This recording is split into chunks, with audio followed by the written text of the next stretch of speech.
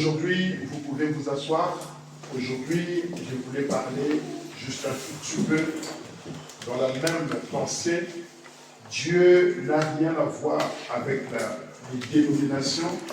Mais aujourd'hui, j'aimerais parler un peu sur croyons, confessons et avançons.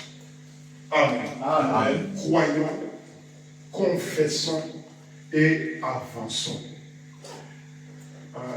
Maman, n'a qu'à été consolé, Adam a été.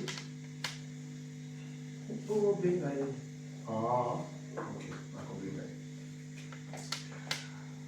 Croyons, confessons et avançons. La Bible nous dit, ici, là où nous avons lu, Jésus-Christ qui est en train de parler. C'est pourquoi quiconque se déclarera publiquement pour moi, je me déclarerai moi aussi pour lui devant mon Père qui est dans les cieux.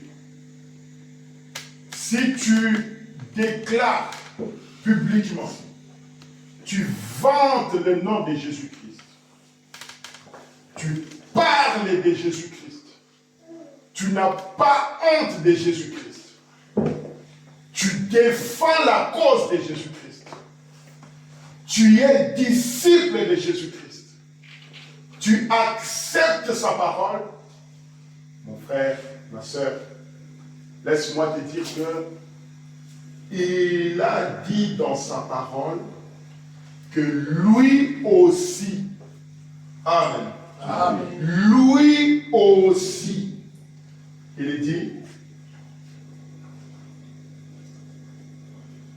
je déclarerai, il dit au verset 33, mais quiconque me reniera devant les autres. Ce que tu fais, c'est ce que tu récoltes. Amen. Amen. Ce que tu fais, c'est ce que tu récoltes. Ne croyez pas que si tu sèmes la haine, tu vas récolter l'amour. Non. Si tu sèmes la haine, tu ne récolteras que la haine. Si tu abandonnes la parole, tu rejettes la parole, tu minimises la parole, mon frère, ma soeur, laisse-moi te dire qu'à la fin de ta vie, c'est ce que tu vas récolter. Il n'y a pas de magie. Tu ne peux pas planter de maïs et espérer recevoir des maniocs. Non. Ce que tu as planté, c'est ce que tu vas récolter. Et Jésus-Christ est clair dans sa parole. Il dit, c'est pourquoi quiconque se déclarera publiquement pour moi, je me déclarerai moi aussi pour lui devant mon Père, qui est dans les cieux. Et Frère Branham était en train de dire, une fois il y avait un homme de Dieu. Et cet homme de Dieu, il s'appelait Daniel Kéru. Il était un grand évangéliste. Il était un grand homme sur la terre. Il avait prêché la parole. Il était parti partout, il a voyagé partout dans le monde. Il a proclamé le nom de Dieu. Il a proclamé le nom de Jésus-Christ. Il a prêché l'évangile fermement. Il a persuadé beaucoup de gens. Et beaucoup de gens sont venus à la parole. Il est parti partout, tout ce qu'il pouvait entrer en contact avec lui. Tout celui qui pouvait entrer en contact avec lui, ce prédicateur-là l'a mené à Christ.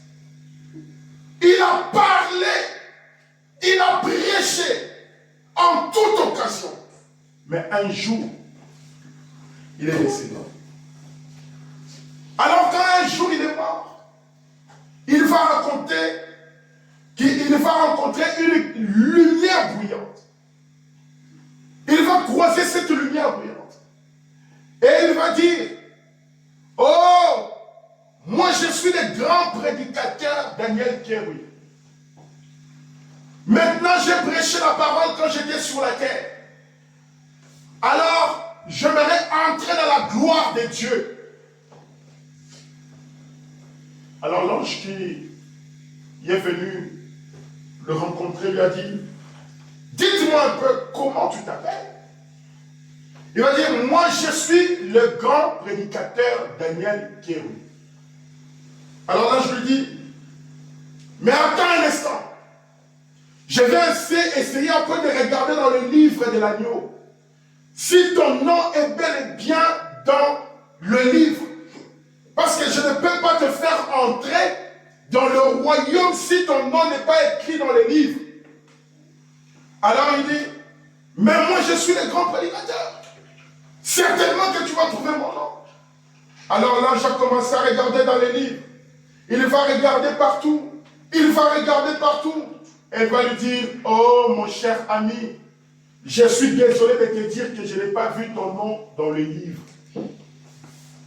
Alors le prédicateur a dit, quoi?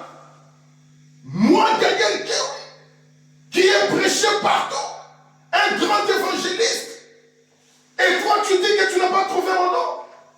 L'ange lui dit, je ne peux rien faire pour toi, Daniel Kéru. Mais tout ce que je pourrais te dire, c'est d'aller au trône du jugement. Et là, tu pourras plaider ta cause. Tu pourras dire que tu as été un grand ministre. Tu pourras dire que tu as été un grand prédicateur. Tu pourras dire que tu as défendu la cause de Dieu. Alors, il va se voir en train de voyager et il va voir une grande lumière. Une parfaite lumière. Et dans cette lumière-là, la voix va sortir. Elle va dire, Daniel Kéru, tu as dit que tu as été un grand prédicateur. Il a dit, oui, monsieur. Alors, je voudrais te poser une question.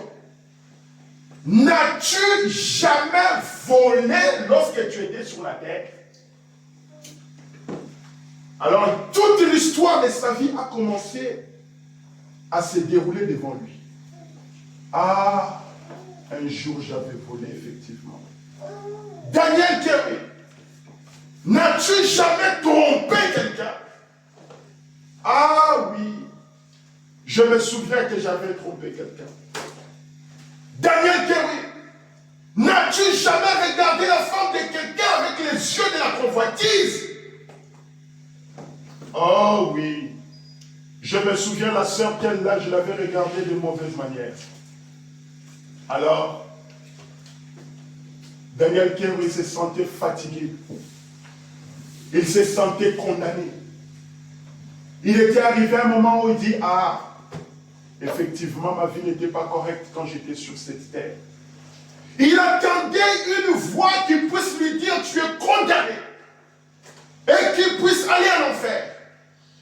Mais pendant qu'il s'attendait à cela, le prophète va nous dire qu'il va entendre une petite voix qui va dire, oh mon père, je vais prendre la place de Daniel Kéru. Je vais défendre Daniel Kéru. Parce que quand Daniel était sur la terre, il a défendu mon nom. Et moi aussi ici, je vais défendre son nom. Amen. Amen. Mon frère, Daniel Kéru n'était pas parfait sur cette terre. Mais Daniel Kéru portait la charge de la parole. Daniel Kéru avait défendu le nom de Dieu. Daniel Kéru était allé partout pour parler de Jésus-Christ.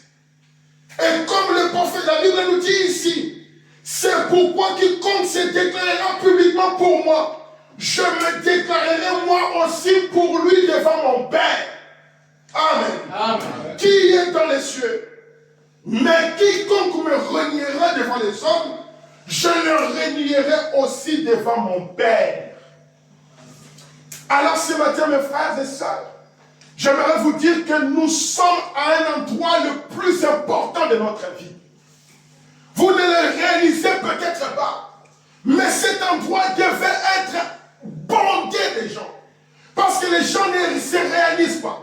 Les gens ne comprennent pas que venir à l'église, c'est un endroit aussi important et très capital que d'aller à la Maison Blanche.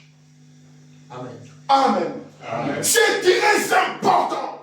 Parce que ici, c'est nos âmes qui avancent vers notre Créateur. C'est nos âmes qui avancent vers notre Dieu. Et quand tu donnes ta vie à Dieu, souviens-toi que tu ne la perdras jamais. Amen. Mais si tu abandonnes ta vie dans les choses du monde, mon frère, comme la parole l'a dit, si tu plantes des maïs, tu vas récolter ce que tu as planté. Et moi, je vous demande, venez planter votre âme dans la parole de Dieu, dans le message de votre jour, dans le message de l'heure, et vous sortirez des vainqueurs. Et Dieu vous gardera sur cette terre. Il vous bénira sur cette terre. Et il vous accordera la vie éternelle. Amen. Amen. Nous serons ensemble éternellement. Nous vivrons éternellement. Mais pour cela, vous devez abandonner votre vie du monde. Le prophète nous dit ici dans le message conflit entre Dieu et Satan. Il dit maintenant, qu'il a prêché les 30 mai 62. Il dit maintenant, Satan dans ses jours établit le même système que celui qu'il avait établi au jardin d'Éden. Satan de nos jours a établi un système qu'il avait déjà établi dans le jardin d'Éden. Alors quel est ce système-là que Satan a établi aujourd'hui, qu'il avait déjà établi dans le jardin d'Éden? Il dit un raisonnement contre la parole de ses prophètes. Satan a établi un raisonnement contre la parole des prophètes de Dieu. La même chose. Il ne change pas de stratégie. Il ne change pas sa manière de faire. Il a toujours la même méthode. C'est amener un raisonnement à la parole de Dieu. Il va vous dire, ah non, ce que la Bible dit là, ce n'est pas vrai. Ou il va dire que bon, ce que la Bible dit, c'est vrai, mais moi, je ne pourrais pas faire comme cela. Ou il va vous dire que bon, la parole de Dieu est vraie, mais moi, mes capacités ne sont pas à la hauteur. Je ne pourrais pas faire ce que la parole me demande. C'est un raisonnement. Et c'est son système. Il dit maintenant Satan établit son système. Et de nos jours, c'est le même système. Le raisonnement. Viens à l'église. Ah, l'église. Moi, je n'ai rien à faire à l'église. Ah, écoute la parole de Dieu. Ah, la parole de Dieu. Ça va m'amener où? Moi, je voudrais aller dehors et manger, et danser, et jouer. C'est le même système. Contraire à la parole de ses prophètes. Le prophète nous dit, il avait plus d'une personne ou avec lesquelles traiter en ces temps. Donc ici le prophète nous parle du temps de Noé. Qu'au temps de Noé, il y avait beaucoup de gens que Satan était en train de traiter. Et il va continuer, il va dire, ils avaient des milliards avec qui traiter. Au temps antédiluvienne. Il y eut probablement plus de gens qu'il y en a aujourd'hui. Ils se sont multipliés sur toute la surface de la terre. Il y avait une grande population sur la terre en ces temps-là. Probablement plus qu'il y en a aujourd'hui. Écoutez maintenant. Et maintenant, écoutez, pour ne pas en établir un avec quelqu'un, avec Ève, Satan établit un système. Satan établit un système. Le système de raisonnement. Au temps de Noé, Satan a établi ce même système-là. Et au temps de Noé, il y avait probablement beaucoup de gens qu'il y en a aujourd'hui. Et Satan, au lieu d'établir son système avec une seule personne, il va établir son système avec beaucoup de gens. Il va créer un système pour que tout le monde vienne dans son système à lui. Est-ce qu'on est ensemble? Amen. Il va dire, qu'était-ce? Le prophète dit, qu'était-ce? Quel est ce système-là? Il dit, combattre la parole du Seigneur qui venait au prophète. Amen. Amen. Son système, c'est de combattre la parole de Dieu qui vient par le prophète. Souvenez-vous comme on en avait parlé?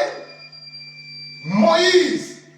Regarde un peu ce truc-là. Après, ils vont encore envoyer le technicien ici.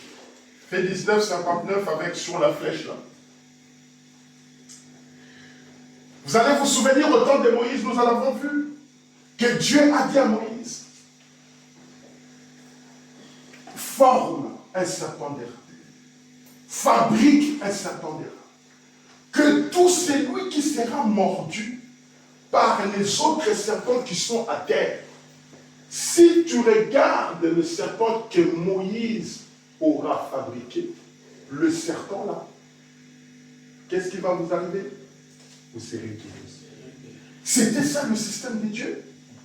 Le système de Dieu voulait qu'en ces temps-là, alors qu'il y avait des petits serpents tout autour qui vous mordaient, que le serpent, même si le serpent te mord, toi, ton problème, c'est simplement de regarder les serpents que Moïse avait fabriqués. C'était aussi simple que ça. Mais il y avait des gens qui étaient là, qui ne croyaient pas, qui ne pouvaient pas accepter la parole de Moïse, et qui disaient, ah, moi j'ai mal. Et toi, tu me dis de regarder les serpents. Oh, c'était tout ce qu'il fallait faire. Le raisonnement. Il dit combattre la parole du Seigneur qui venait au prophète. Vous comprenez cela? Il utilise chaque fois cette même vieille tactique. C'est la manière du diable d'opérer. Il utilise la même vieille tactique.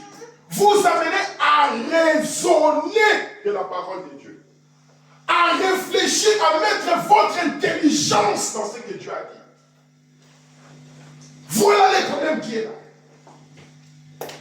Le prophète nous dit, et Dieu reste avec sa chose. Et Dieu reste avec sa chose. Et sa chose, c'est la parole. Le diable veut combattre la parole de Dieu. Mais Dieu reste avec la parole. Le diable veut vous opposer à la parole de Dieu. Mais Dieu reste avec sa parole. Le diable voudrait que vous puissiez ne pas regarder à la parole. Mais Dieu veut que vous puissiez regarder à la parole. Amen. Le diable ne veut pas que vous puissiez croire à la parole. Mais Dieu veut que vous puissiez regarder à la parole. Amen. Parce que la parole de Dieu, c'est dans la parole qui a la vie. La Bible nous dit, la foi vient de ce qu'on entend, et ce qu'on entend de la parole de Dieu. Amen. Amen. Même si la chose paraît impossible, même si la chose paraît difficile, toi ne regarde pas aux circonstances. Toi ne regarde pas à ce que tu vois. Toi regarde seulement à la parole de Dieu. Un jour, Moïse va prendre les enfants d'Israël. Dieu va lui dire, aujourd'hui vous allez traverser. Vous allez quitter la ville, le pays de Goshen. Et vous allez maintenant aller traverser pour aller dans votre pays, pour aller dans le désert. Moïse, il va prendre les enfants d'Israël. En cours de route, il faut commencer à marcher. Il marche, il marche, il marche. Les enfants d'Israël étaient heureux. Ils ont dit, ah, nous sommes libérés. Nous sommes libres maintenant. Ils arrivent devant la mer Rouge. Ils commencent à dire, ah, Moïse, mais ça c'est quel chemin tu nous as emmenés ici? Mais il y a la mer Rouge. Mais comment nous allons traverser? Mais il y avait d'autres chemins qu'on aurait pu prendre. Comment tu nous amènes seulement devant la mer Rouge? Mais nous allons traverser comment, Moïse? Dites-moi un peu. Moïse, pendant qu'il était en train de regarder la mer Rouge, les autres enfants de Dieu, les autres peuples qui étaient derrière, ils ont commencé à crier, Moïse, l'armée de Pharaon est derrière. Moïse va regarder derrière l'armée de Pharaon, devant la mer Rouge. Maintenant, on va faire comment? Amen. Amen. Pendant ce temps-là, Moïse était troublé. Pendant ce temps-là, les enfants de Dieu étaient troublés. Pendant ce temps-là, tout le monde était troublé.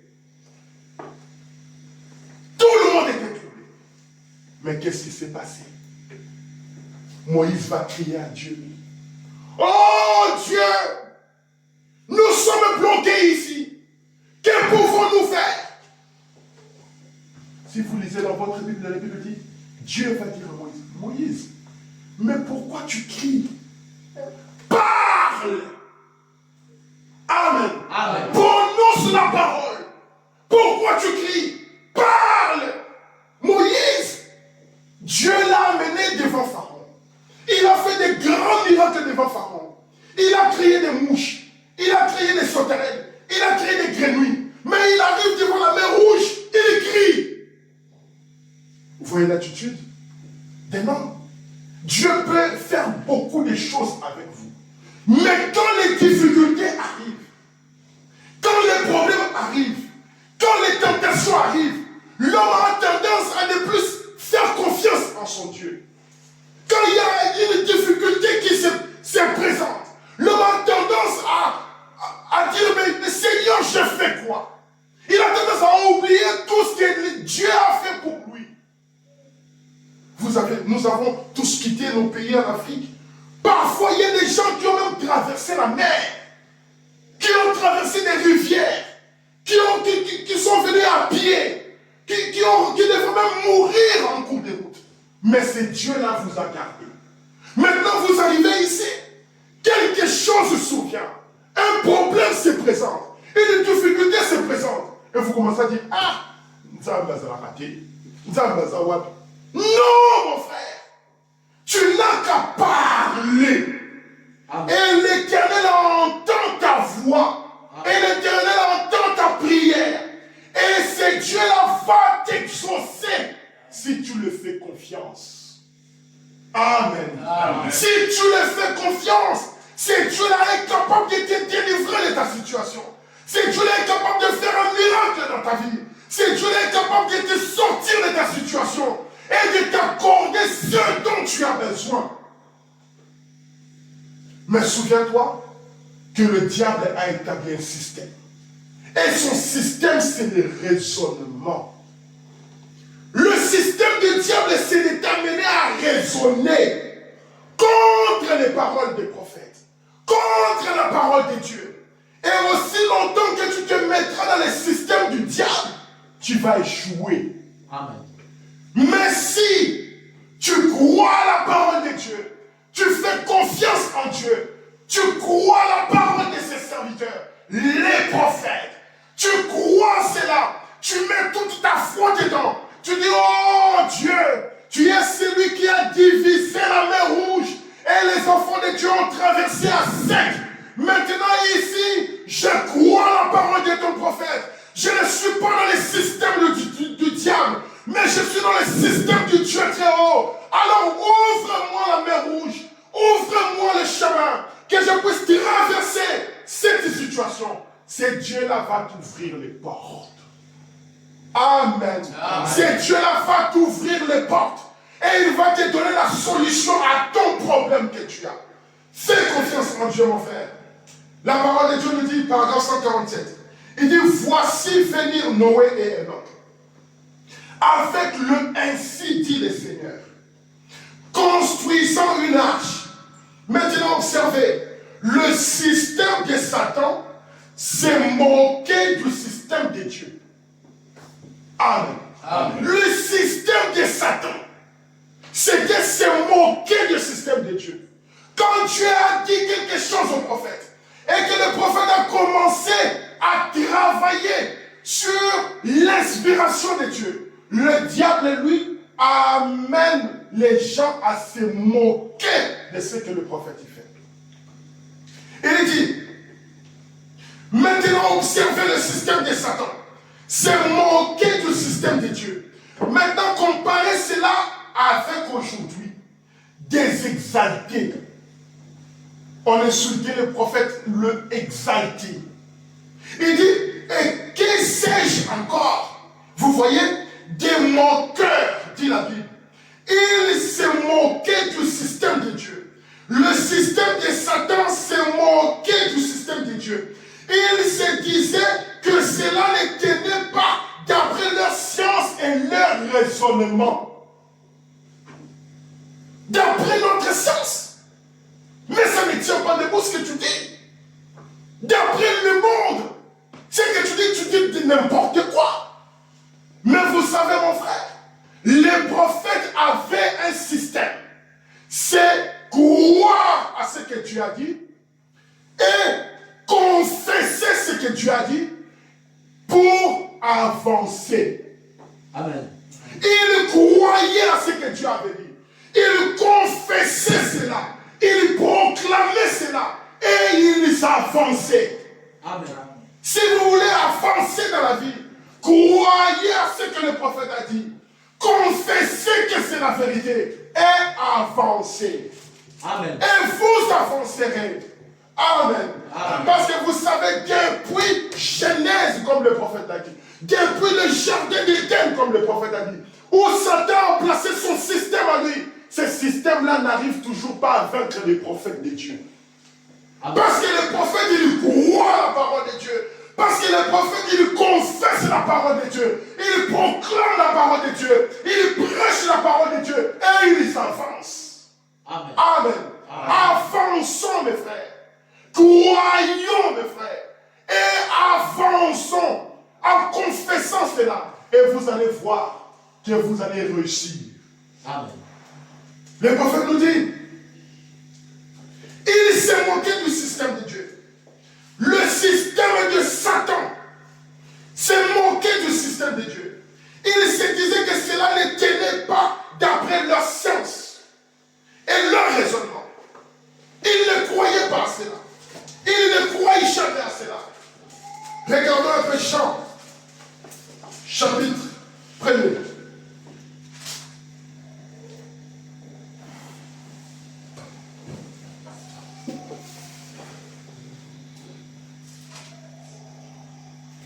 Jean chapitre 1. La parole dit, au commencement était la parole. Et la parole était avec Dieu. Et la parole était Dieu. Elle était au commencement avec Dieu. Toutes choses ont été faites par elle. Et rien de ce qui a été fait n'a été fait sans elle. Amen. Et en elle était la vie. Amen. Amen. Dans la parole de Dieu était la vie. Jean chapitre 1. Dans la parole de Dieu avait la vie. Ça veut dire dans le système de Dieu il y a la vie. Mais dans le système du raisonnement, dans le système du diable, le contraire de la vie c'est la mort. Amen. Amen. Amen. Le contraire de la vie c'est la mort. Donc, si vous suivez le système de Dieu, vous serez toujours vivant. Qui ne veut pas vivre ici? Moi, je veux vivre. Amen. Amen. Je veux être en bonne santé. Amen. Je veux être fier. Je veux avoir ma famille. Je veux avoir mes enfants. Je veux rouler dans une belle voiture. Je veux voyager. Je veux être heureux. Ne voulez-vous pas être heureux sur cette terre? Amen. Croyez à la parole. Vivez la parole. En elle, il y a la vie. Amen. Amen. Amen. Dans la parole, il y a Dieu. Il y a la vie. Et croyez à cela. Il dit, en elle était la vie. Et la vie était la lumière des hommes. Amen. La vie est la lumière des hommes. Vous voyez quand quelqu'un marche dans les ténèbres, qu'est-ce qui peut arriver dans les ténèbres? On peut se cogner la tête. On peut tomber dans un trou. On peut marcher sur quelque chose et se blesser. Là, c'est quelqu'un qui marche dans les ténèbres. Et dans les ténèbres, on est toujours dans la peur. Amen. Amen. Dans les ténèbres, on est toujours dans la peur. On ne sait pas qu'est-ce qui peut arriver. voyez une femme qui marche la nuit. Est-ce que vous voyez ça souvent? Une femme qui marche la nuit toute seule. Vous voyez ça souvent? Parce qu'ils ont peur. La peur. Un homme peut encore supporter un peu. Mais il y a toujours la peur. Comme on voit là-bas chez nous en Afrique, là-bas, quand il fait noir, tu veux marcher, tu veux peut-être traverser un cimetière. Hein? Il faut les rentrer dans le cimetière. Je dis, il suffit qu'il y ait un truc. On a peur. On ne sait pas qu'est-ce qui peut m'arriver. On ne sait pas qu'est-ce qui peut m'apparaître ici. Mais la Bible nous dit, en elle était la vie. Et la vie était la lumière des hommes. Quand vous êtes dans la nuit et que vous avez votre petite torche, vous allumez la torche. Est-ce qu'on met ça derrière? On met ça devant. Pourquoi? Pour voir le chemin. Pour voir où est-ce que je vais. Pour que même s'il y a un danger, même s'il y a un mur, même s'il y a des épines quelque part, que je sache où mettre mon pied. Et la parole de Dieu est la lumière des hommes. Ça vous montre quel chemin prendre, quelle vie vivre, qu'est-ce qu'il ne faut pas faire. Amen. Parce que si vous faites n'importe quoi, vous allez vous retrouver dans les ténèbres. Amen. Amen. Amen. Vous vous retrouverez dans le noir. Ah, Seigneur, comme Nazaki bien dans Sinamari, qu'est-ce qui m'a poussé d'aller prendre notre femme là? Ce qu'on a vu sida. Je vais faire quoi? Parce que vous n'avez pas considéré la parole de Dieu. La parole de Dieu nous demande la fidélité. La parole de Dieu nous demande la sagesse. Je ne suis pas là juste pour courir une femme ici, courir une femme là-bas, courir une femme là-bas. Pour avoir quoi? Et après, c'est le sida. Après, quand on remet la sida, vous savez qu'est-ce qui va arriver? C'est calme. À suivre. Pourriez lui s'habiller. Pourquoi? Parce que vous n'avez pas considéré la parole de Dieu. Vous êtes à la maison. Vous ne considérez pas la parole de Dieu. Vous laissez vos enfants exposés à n'importe quoi. Les enfants, la nuit, ils ont leur petit téléphone. Ils commencent à regarder TikTok. Les femmes, là, les petites filles qui dansent, tout ça, qui font n'importe quoi. TikTok, TikTok. Et demain, vous voyez votre fille. Eh, Madeleine, on se voit dans la massage. Non. Elle part. Elle va dehors. Eh, mais c'est qui on est dans le matin. Le matin pour Aline. Et demain, vous allez la voir enceinte. Ah.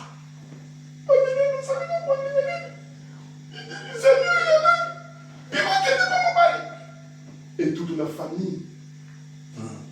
Il y a qui n'a pas de liste. Il y a le barazar à frère. Il y a le barazar à sœur. Il y a le barazar. Pourquoi vous n'avez pas considéré la parole de Dieu dans votre vie? Vous n'avez pas établi la parole de Dieu dans votre maison. La parole est une lumière qui éclaire. Et tout celui qui marche dans la lumière ne peut pas se retrouver dans les ténèbres. Amen. Amen. Amen. Et vous savez quoi, mes frères? La lumière chasse les ténèbres.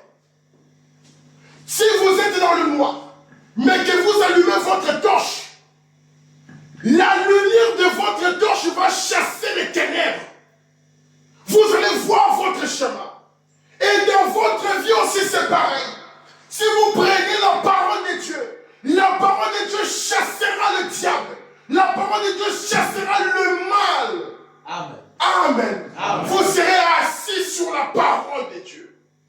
Vous serez tranquille. Vous serez à l'aise. Vous savez que Jésus-Christ est sous contrôle. Il me garde, il me protège.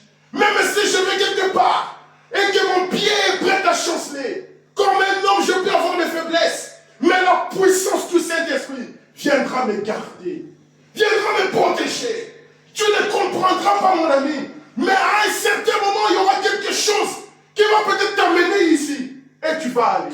et Dieu va te parler du danger. Amen. Mais si tu ne considères pas la parole, si tu ne gardes pas la parole, tout ce que tu feras, ça faillira. Amen. Tout ce que tu feras, ça échouera. Parce que tu n'as pas considéré que la parole est une lumière dans ta vie. Amen. Il y eut un homme, verset 6. D'abord verset 5. La Bible nous dit, la lumière, lui dans les ténèbres. Et les ténèbres ne l'ont point reçu. Il y eut un homme envoyé de Dieu, son nom était Jean. La lumière, lui, dans les ténèbres. Mais les gens qui sont dans les ténèbres n'ont pas reçu la lumière. Pourquoi? Parce qu'ils ne sont pas dans le système de Dieu. Parce qu'ils se retrouvent dans le système du diable. Dans le système de Dieu, c'est la parole de Dieu qui est la vie. C'est la parole de Dieu qui est la lumière, qui nous éclaire. Mais dans le système du diable, c'est les ténèbres. Et les gens qui sont dans les ténèbres, au lieu de considérer la lumière, au lieu de recevoir la lumière, ils abandonnent la lumière. Il y a un homme envoyé de Dieu. Son nom était Jean. Il vint pour servir de témoin, pour rendre témoignage à la lumière. Jean était qui? Jean était le prophète. Amen. Amen. Il vient pour témoigner de la lumière. La lumière, c'est qui? La lumière, c'est le Seigneur Jésus-Christ. Amen. Amen. La lumière, c'est Dieu lui-même. Et vous voyez le système de Dieu. Il va prendre un homme pour servir de témoin à la lumière. Il va prendre un homme qui va parler de la lumière. Il va prendre un homme pour prêcher sur la lumière. Et si vous croyez à cet homme-là, ben vous êtes éclairés. Mais si vous refusez cela, vous allez demeurer dans les ténèbres. Voilà le système de Dieu. Et ces gens-là sont restés dans les ténèbres parce qu'ils ont raisonné. Jean ici, c'est lui qui mange de son terrain, qui vient du désert là-bas. Il n'est même pas lié correctement comme le pasteur un tel, comme le sacrificateur un tel, comme le pharisien un tel. Il vient là et nous dit ceci, ça. Oui, non. Pourquoi? Il raisonne. Il voit que non, pas celui-ci. Celui-ci n'est pas digne. Celui-ci n'est pas capable. Celui-ci n'est pas présentablement. Non, je ne le vois pas être un témoin de Dieu. Mais la Bible nous dit que Jean était envoyé pour servir de témoin à la lumière, afin que tous croient par lui. Écoutez, la Bible dit, il n'était pas la lumière, mais il parut pour rendre témoignage à la lumière. Amen. À la lumière. Cette lumière était la véritable lumière qui, en venant dans le monde, éclaire tout homme. Jean, il n'était pas la lumière, mais il vient pour témoigner de la lumière. Car quand la lumière vient dans le monde, c'est pour éclairer tout homme. C'est pourquoi Jésus-Christ a dit, c'est lui qui va proclamer mon nom, c'est lui qui va témoigner de moi sur cette terre. Moi aussi, je témoignerai de lui devant mon Père. Amen. Amen. Amen. Témoigner de Jésus, défendre la parole de Dieu, être au service du Seigneur. Et quand tu es au service du Seigneur, Dieu aussi sera à ton service. Amen. Il enverra des anges pour te protéger. Il enverra des anges pour te garder. Et ton pied ne chancellera pas. À l'heure de combat, il sera avec toi. Amen. Tu seras le plus honoré de ta famille. Amen. Amen. Amen. Tu seras le plus béni de ta maison. Les autres vont dire, maman, ils sont là, assemblez la message. Yamwana zala boete. Yamwana la taraboete. Yamwana le maraboete. Tu deviendras une référence. Parce que tu sais la lumière. Parce que tu travailles avec la lumière. Parce que tu vis dans la lumière. Parce que tu es devenu la lumière. Amen. Amen. Le prophète nous dit, dans les 3 témoins, prêché le 28 juillet 1951, à Éry, il va lire Jean, au chapitre 5, verset 36. Il dit, moi, j'ai un témoignage plus grand que celui des gens. Car les œuvres que le Père m'a donné d'accomplir, ces œuvres même que je fais, témoignent de moi que c'est le Père qui m'a envoyé. Jésus-Christ va dire, moi j'ai un témoignage plus grand que celui de Jean. Jean, il était venu pour servir de témoin à la lumière. Et la lumière, c'est moi. Il va dire, les œuvres, car les œuvres que le Père m'a donné d'accomplir, ces œuvres même que je fais, témoignent de moi que c'est le Père qui m'a envoyé. Les choses que je fais, les miracles que j'accomplis, ma vie que je mène, la parole que je prêche, est un témoignage que c'est le Père qui m'a envoyé. C'est la montre que c'est Dieu qui m'a envoyé. C'est la montre que je ne suis pas venu par moi-même. Parce que les œuvres que je fais, il n'y a personne qui peut le faire. Ça fait un jour, Jésus était à la fête. Le premier miracle de Jésus. Alors, pendant qu'ils étaient à la fête, ils se rendent compte qu'il n'y avait plus de vin. Mais la fête n'est pas encore terminée. Nous sommes encore au milieu de la fête. La fête n'est pas encore finie. Mais il n'y a plus de vin. Nous ne pouvons plus boire. Mais qu'est-ce qui se passe? On fait un modèle. Alors, les gens vont venir vers Marie. Et Marie va leur dire, allez vers Jésus et faites ce qu'il vous dira. Amen. Amen. Il va leur dire, allez vers Jésus et faites tout ce qu'il vous dira. Alors les gens viennent vers Jésus. Oh, il n'y a plus de vin. Jésus qui va regarder Marie, va leur dire, mais mon heure n'est pas encore arrivée. Mon heure n'est pas encore arrivée. Mais ces gens-là devraient faire ce que Jésus allait leur dire. Et Jésus va leur dire, allez amener des vases. Ils ont amené des vases, Et Jésus a prié. Et l'eau s'est transformée en vin. Et il leur a donné. Ils sont allés boire. Et ils ont même compris que le vin que Jésus avait transformé était de meilleure qualité que le vin qu'ils avaient bu avant. Amen. Amen. Il est Dieu. Il peut faire l'impossible. Il peut faire des choses que les hommes ne peuvent pas faire. Dans la fête, il n'y avait que Jésus qui pouvait faire cela. Et ces gens-là avaient la grâce d'avoir Jésus parmi eux. Parce que si Jésus n'était pas, la fête allait se terminer. Ils seraient partis. Mais parce que Jésus était avec eux, il leur a donné ce que leur cœur désirait. Et Jésus va dire ici, Jean a parlé de moi. Mais les œuvres que le Père m'a données pour faire est plus élevée. Témoigne de ce que je suis. Alors écoutez, Frère Branham dit, il y avait 3 témoins. Il y avait le témoignage de Jean. Donc Jean a parlé de Jésus. Dieu a parlé de Jésus. Et Jésus a parlé de lui-même. 3 témoins. Jean a parlé de Jésus. Le Père a parlé de Jésus. Et Jésus lui-même a parlé de lui-même. Il y a 3 témoignages qui établissent qu'il a été envoyé de Dieu pour accomplir les œuvres de Dieu.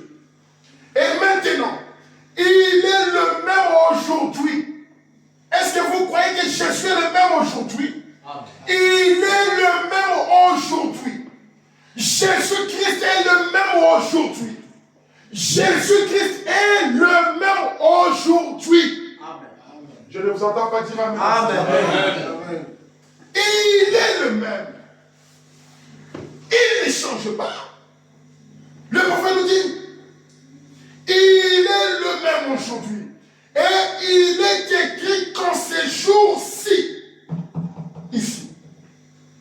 les choses que nous voyons et entendons maintenant devaient être ici. Amen. Je ne sais pas si vous êtes avec moi. Amen. Je vous sens très lourd ce matin. Non. Est-ce que vous êtes fatigué? Non. Mes frères, le prophète nous dit, au temps de Jésus-Christ, Jean a témoigné de Jésus. Le Père a témoigné de Jésus. Et Jésus-Christ a témoigné de lui-même. Maintenant, écoutez. Il dit, et maintenant, aujourd'hui, pas au temps de Jésus, pas au temps de Moïse, pas au temps d'Élie, mais aujourd'hui, au moins et toi, nous sommes ici dans cette église. Le prophète nous dit, il est le même aujourd'hui. Amen. Et il est écrit dans ces jours-ci, les choses que nous voyons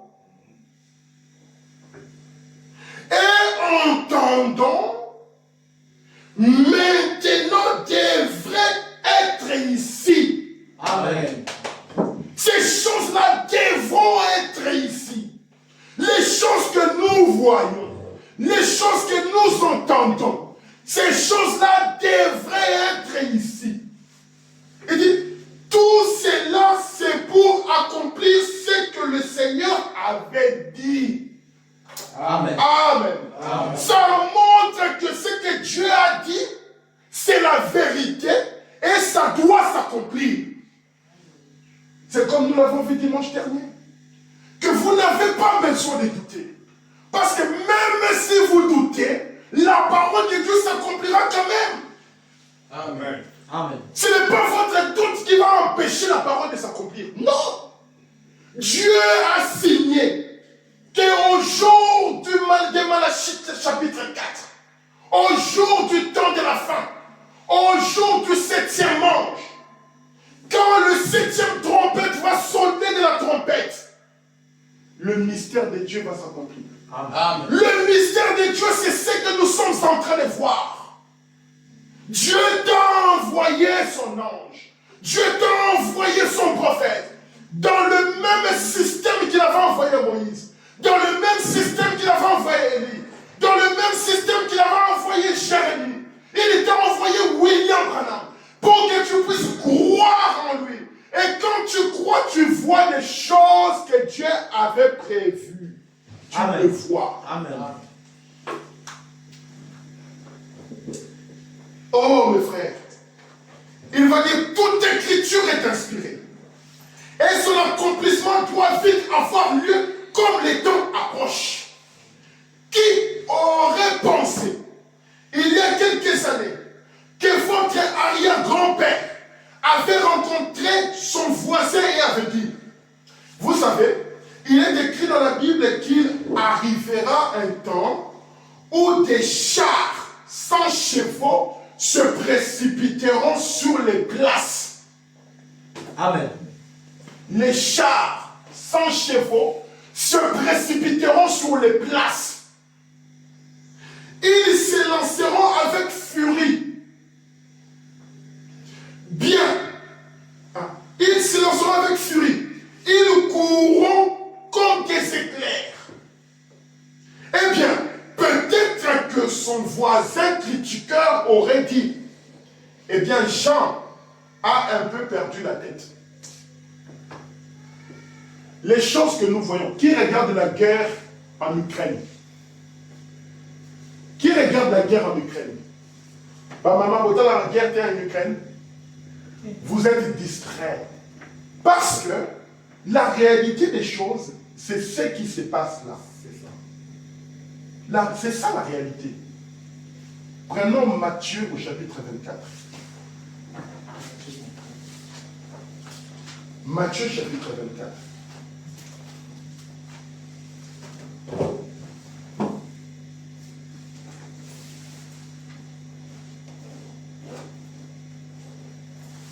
Commençons au verset 3.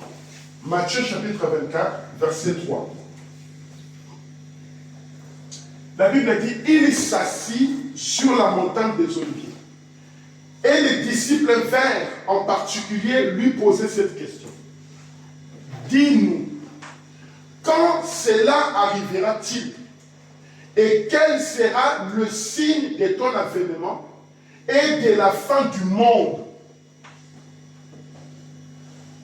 Dis-nous, quel sera?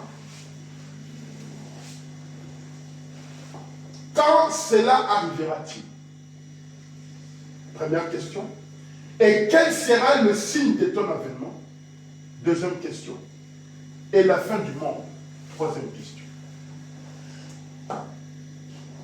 Maintenant, écoutez ce que Jésus dit. Jésus leur répondit.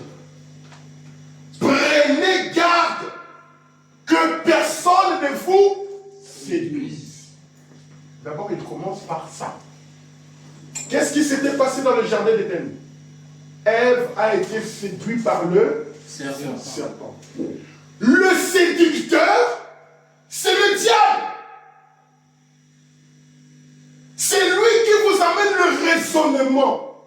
C'est lui qui vous amène la réflexion contre la parole de Dieu. C'est ce qu'il a fait avec Ève. Lisez votre Bible dans Genèse, je crois, au chapitre 3. Quand il a commencé à parler avec Ève, est-ce que vraiment le Seigneur a dit que vous ne mangerez pas les épouses?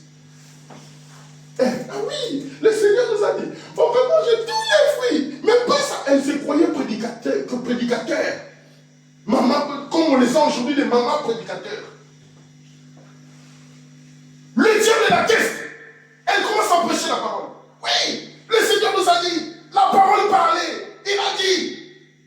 Mais elle ne s'apercevait pas que celui qui est en train de me parler ici, c'est un séducteur. Il a les capacités de me séduire. C'est ce que Jésus-Christ a dit ici. Prenez garde. Vous prenez garde. Binondez pour prendre garde. Un soldat, quand on lui dit prends garde, il prend garde. Il veille, il contrôle. On peut dire prenez garde. Toi, tu es en train de dormir. Est-ce que c'est ça la garde? Non. Le commandant va te dire non, prends garde. Mais toi, tu n'as pas pris garde. Donc, tu es sanctionné. Tu seras sanctionné. Prends garde veut dire prends garde. Quand un soldat est en ville, il est là en train de se promener. Il peut se promener tranquillement. Mais quand on l'amène sur le champ de bataille, il ne se promène plus tranquillement. Parce qu'il sait qu'à n'importe quel moment, il peut recevoir une balle perdue. Alors prenez garde, c'est prenez garde. Je prends garde. Je veille. Je contrôle. Je suis prudent. Je regarde. Qu'est-ce qui peut m'arriver? Où est-ce que le diable peut sortir? Où est-ce que l'ennemi peut apparaître? Je contrôle. Je prends garde. C'est ça, prendre garde. Et Jésus-Christ va dire ici. Jésus leur répondit. Prenez garde que personne ne vous séduise. Car plusieurs viennent. Il n'a pas dit un seul. Le système de Dieu, c'est un seul. Le système du diable, c'est beaucoup. Vous voyez ça? Oui. C'est ça le système du diable. Et Jésus va dire, car plusieurs viendront sous mon nom. Il n'a pas dit sous le nom du diable. Il a dit, ils viendront sous mon nom. Écoutez, disant, c'est moi qui suis le Christ. Ils viendront. Je suis le serviteur de Christ. Je suis envoyé par Christ. Je suis le roi de Dieu. Ils vont faire des miracles. Ils vont le faire. Pour séduire quelqu'un, tu dois avoir quelque chose de plus que les autres n'ont pas pour arriver à les séduire. Vous prenez un homme qui est pauvre et vous prenez un homme qui est riche. On leur met là pour séduire une femme. Vous savez, l'homme riche, il n'a rien à faire de grave. Hein? Il va juste prendre sa Porsche. Il va juste venir là. Il stationne sa Porsche là. Il dit, et c'est fini. N'est-ce pas? Toi, tu vas rester là. Il est là, ouais. Mais tu n'as rien à donner. Mais lui, il viendra juste avec sa voiture. Il vient là. Il met ses lunettes. Et c'est fini. Bondissez-moi ça. Et c'est ce que Dieu dit ici.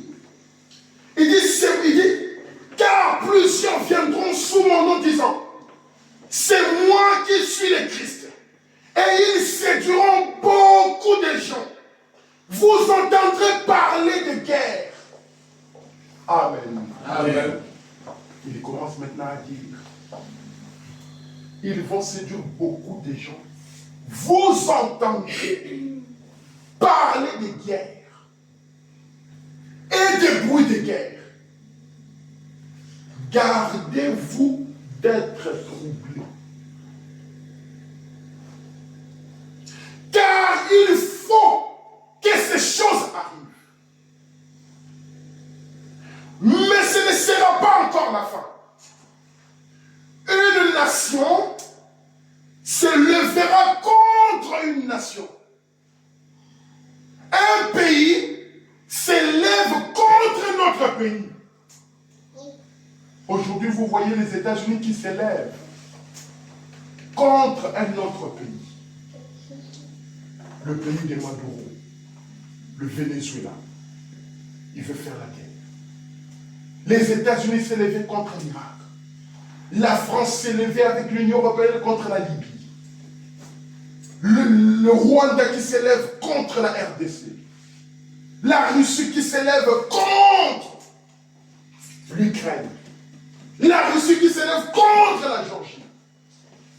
Hitler qui s'élève contre la France. Les bruits de guerre. Une nation s'élève contre une autre nation. Et un royaume contre un autre royaume.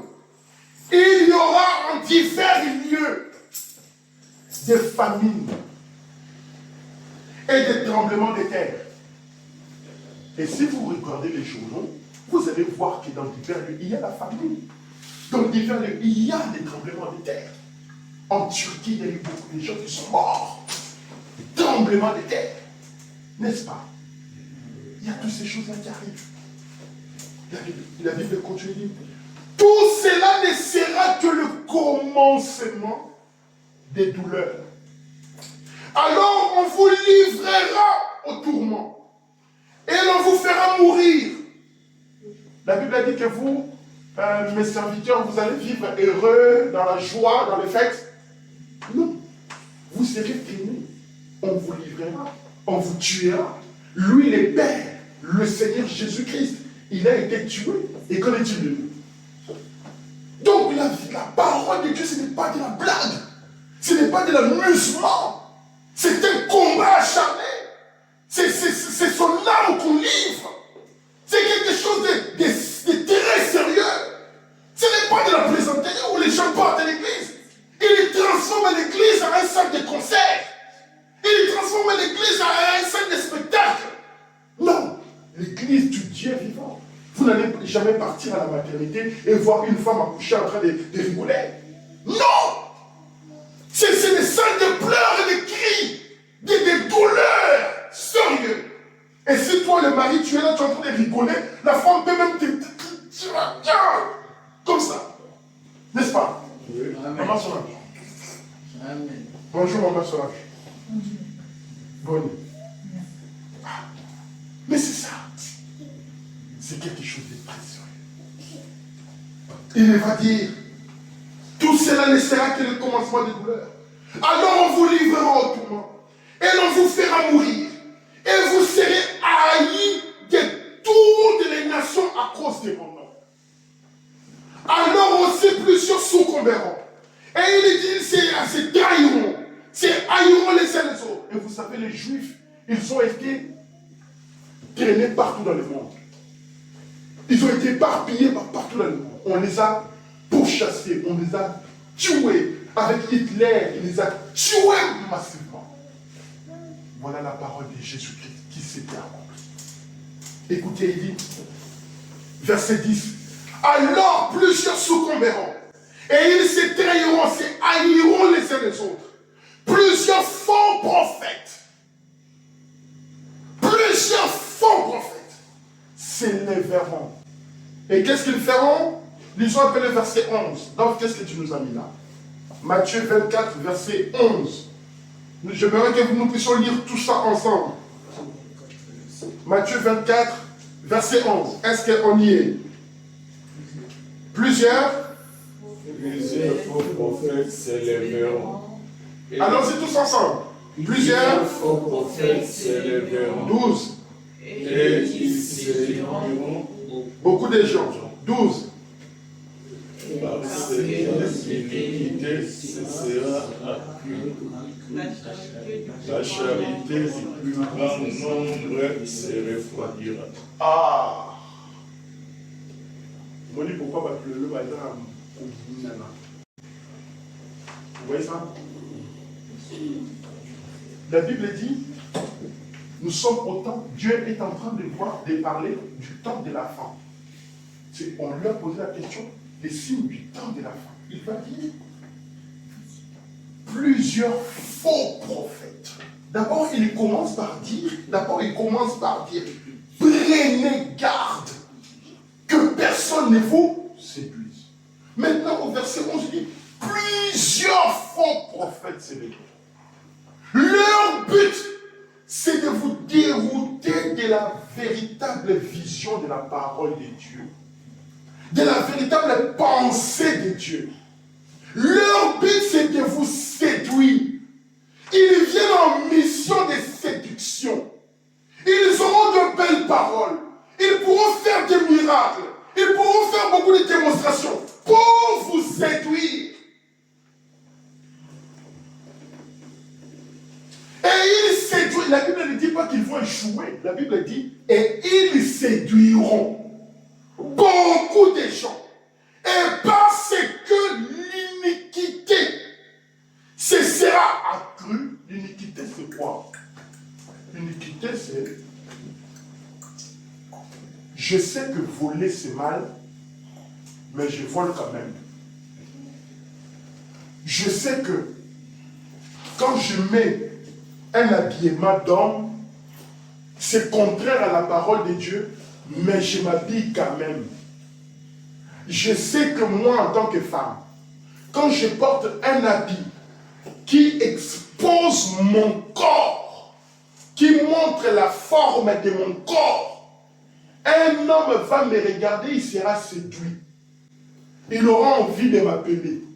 Mais malgré cela, je porte quand même. Ils sont nanko. Nanko. Donc on sait, mais on le fait. Frère, soyons sincères. N'est-ce pas ce que nous vivons? C'est ça. J'ai vu un reportage. C'était à Paris.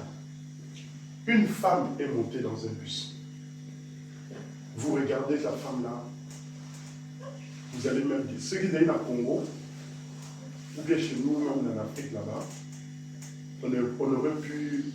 Vous savez à l'époque, quand nous était arrivé, quand une femme mettait les pantalons, qu'est-ce qu'on faisait? Un chicoté au cou. On chicotait, coupé. Ah, c'est ça. Ah. Mais cette femme-là, elle était nue. Carrément nue. Elle s'est habillée dans juste quelque chose qui cachait les seins et cachait, mais elle était nue. Et vous savez, le conducteur lui a interdit d'entrer. Et le conducteur a perdu son travail. Ça fait le buzz dans toute la France. Ça a été montré dans les journaux. Ça a été mis dans les reportages. La femme, elle s'est plainte. Et en plus, le conducteur, on dirait qu'il n'avait pas vraiment interdit. Il avait juste dit, mets correctement, je ne sais pas, ton manteau, quelque chose comme ça. La femme a crié, tu n'as pas à me montrer comment je dois m'habiller. Elle est descendue. Elle dit, je ne prends pas ces trains. Et elle a fait un buzz. Elle a parlé sur les réseaux que le conducteur m'a refusé de monter dans le bus parce que je me suis habillé comme ça.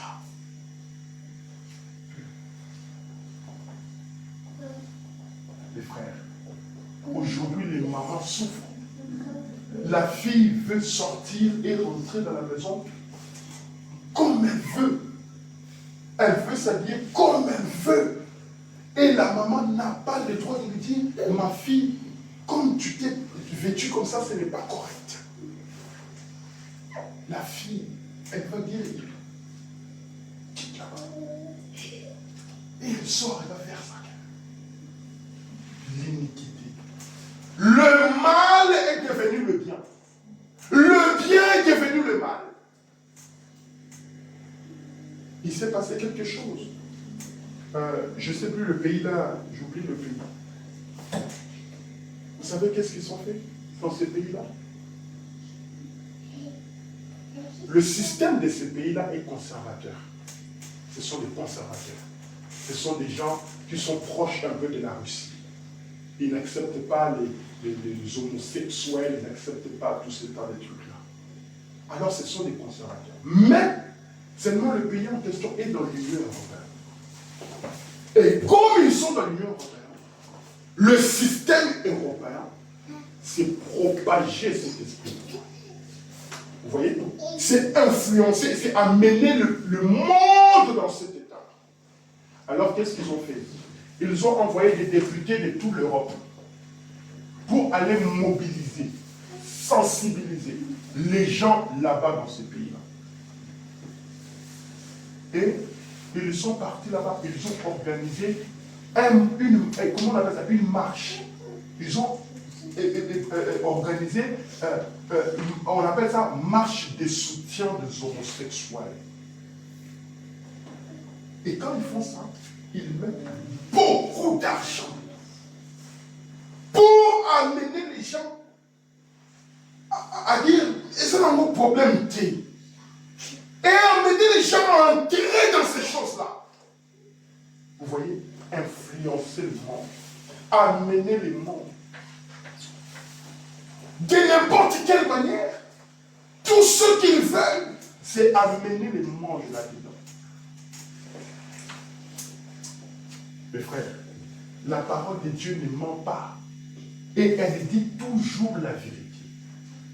Si vous demeurez dans la parole de Dieu, vous demeurez dans la lumière. Amen. Mais si vous quittez la parole de Dieu, vous êtes dans les ténèbres. Et dans les ténèbres, tout peut vous arriver. Frère, madame, la Bible nous dit, et parce que l'iniquité sera accrue, l'amour du plus grand nombre se refroidira. Aujourd'hui, on peut dire que nous vivons dans un monde où il y a l'amour. Est-ce qu'il y a l'amour?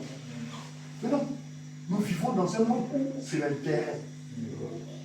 Si je peux trouver de l'intérêt en toi, je suis avec toi. S'il n'y a pas d'intérêt, tu es avec. Allez aux États-Unis. Aux États-Unis, vous pouvez arriver le matin à votre poste du travail, vous dites, monsieur, le travail est fini. Pourquoi? Parce qu'ils ne trouvent plus d'intérêt avec toi. Ils n'ont plus d'intérêt avec toi.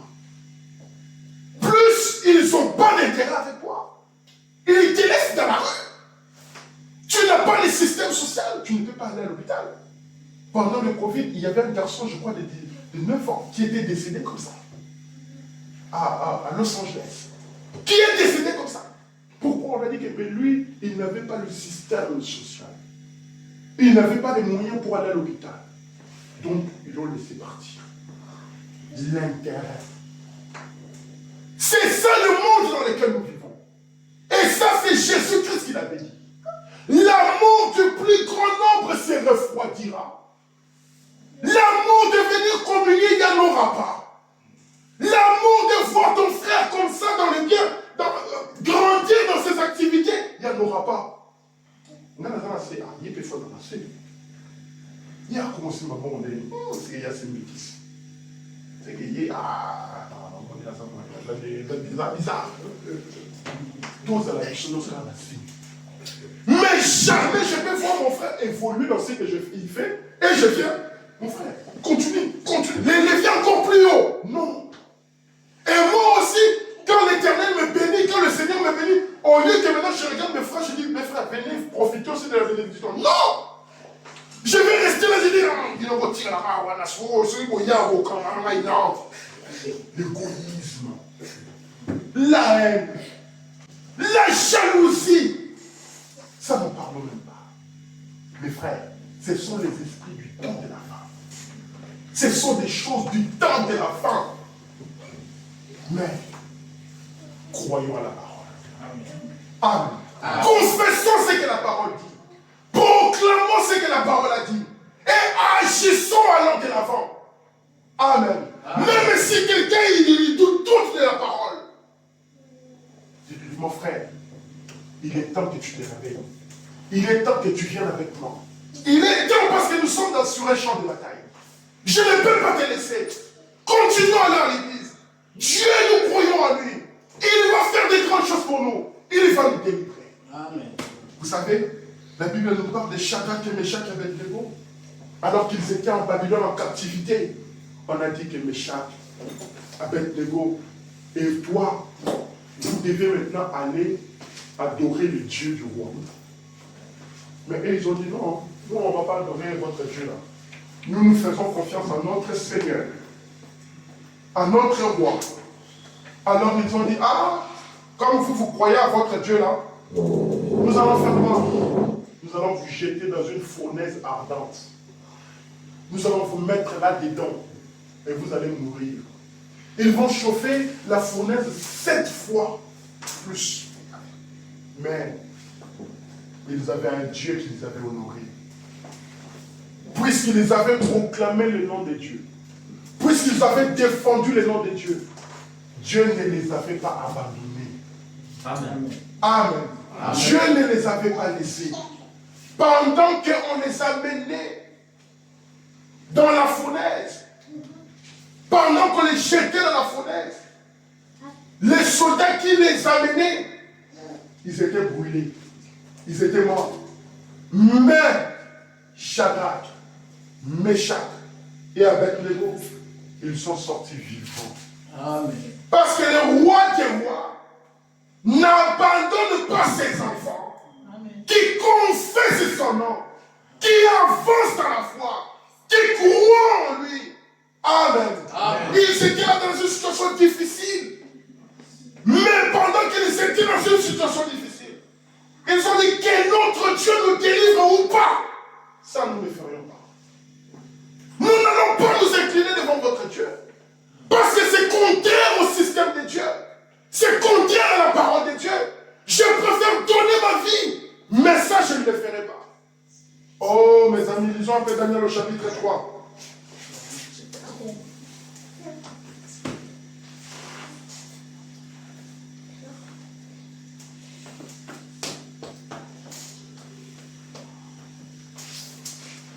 Lisons un peu le chapitre 3.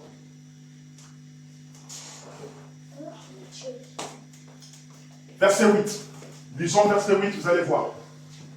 À cette occasion, et dans le même temps, quelques Chaldéens s'approchèrent et accusèrent les Juifs. Donc ils ont accusé Shadrach, Meshach avec eux. Parce que le roi avait dit, si vous remontez un peu vers le verset 5, vous allez voir ça. Au son de la trompette, quand tu auras la trompette, que tout le monde s'incline, que tout le monde adore. Mais eux, ils avaient refusé. Alors il y a eu des Chaldéens qui sont allés les accuser auprès du roi. C'est ce que le verset 8 nous dit. Et le verset 9. Ils prirent la parole et dirent au roi Nabuchodonosor, ô roi, vis éternellement. Tu as donné un ordre d'après lequel tous ceux qui entendraient le son de la trompette, du chalumeau de la guitare, de la sambuc et du psalterion, de la cornemuse et de toutes sortes d'instruments, devraient se prosterner et adorer la statue d'or. Et d'après lesquels quiconque ne se prosternerait pas et ne l'adorerait pas serait jeté au milieu d'une fournaise ardente. Or, verset 12, il y a des Juifs à qui tu as remis l'intendance de la province de Babylone, Shadrach, Meshach et Abednego, hommes qui ne tiennent aucun compte de toi. Ô roi, ils ne servent pas tes dieux et ils n'adorent point la statue d'or que tu as élevée. Vous voyez cela? Maintenant, remarquez. Alors le roi va les appeler. Vous venez un peu ici. Qu'est-ce que je suis en train d'apprendre là-bas? Venez ici. Au verset 14, la Bible dit, Nabuchodonosor prit la parole et leur dit, Est-ce ces propos délibérés, Shadrach, Meshach et Abednego, que vous ne servez pas mes dieux et que vous n'adorez pas la statue d'or que j'ai élevée? Maintenant, verset 16. Shadrach, Meshach et Abednego répliquèrent au roi Nabuchodonosor. Nous n'avons pas besoin de te répondre là-dessus. Amen. Amen. Nous n'avons pas besoin de te répondre là-dessus. Mais est-ce que Shadrach, Meshach et Abednego, est-ce que c'est vrai ce que j'entends dans mes oreilles? Est-ce que c'est la vérité ce que vous dites? Quand les musiques sonnent, quand la musique a sonné, avez-vous réellement dit que vous n'allez pas vous incliner devant mes dieux? Et ils vont dire, nous n'avons pas besoin de te répondre là-dessus, ô roi. Voici notre Dieu que nous servons peut nous délivrer de la fournaise ardente. Et il nous délivrera de ta main, ô roi. Est-ce que vous voyez cela? Ils ont confessé, ils ont déclaré, ils ont proclamé que notre Dieu est capable de nous délivrer de ta fournaise ardente. Nous n'avons pas besoin de faire beaucoup de paroles. Nous ne te répondrons pas là-dessus. Mais nous mettons notre confiance en notre Dieu. Il est capable de nous délivrer. Amen. Amen. Il est le Dieu réel et véritable. Il est celui qui n'est pas mort, mais il vit au siècle des siècles. Amen. Moi, j'ai mis ma foi dans la parole de Dieu. Ce qu'il a dit, c'est ce que je crois, c'est ce que je confesse et c'est ce que je fais. J'agis par rapport à la parole de Dieu.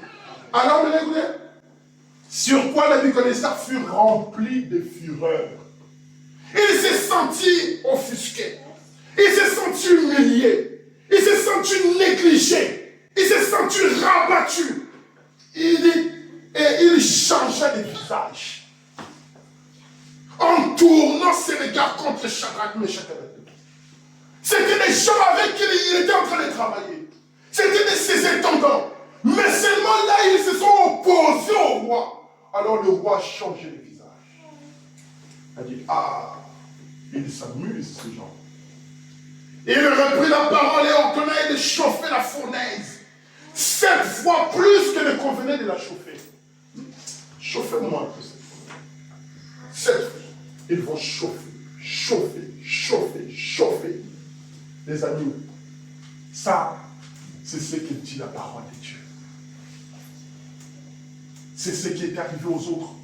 Un jour, ça nous arrivera aussi. La parole de Dieu, ce n'est pas de l'amusement.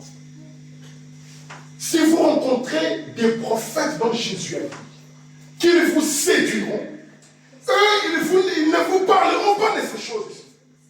Ils vous diront, bon, écoutez, on va faire la fête. Mais moi, je suis en train de vous dire ce que le prophète de l'heure vous a dit. Je suis en train de vous montrer que nous sommes à un temps où nous devons arrêter de s'amuser. Nous devons prendre conscience que nous sommes des chrétiens, que nous sommes des soldats. Nous croyons en Dieu. Nous aimons notre Dieu. Et nous confessons qu'il est le roi des rois. Et nous marchons comme des chrétiens. Amen. Et regardez, il dit, verset 24. Verset 22.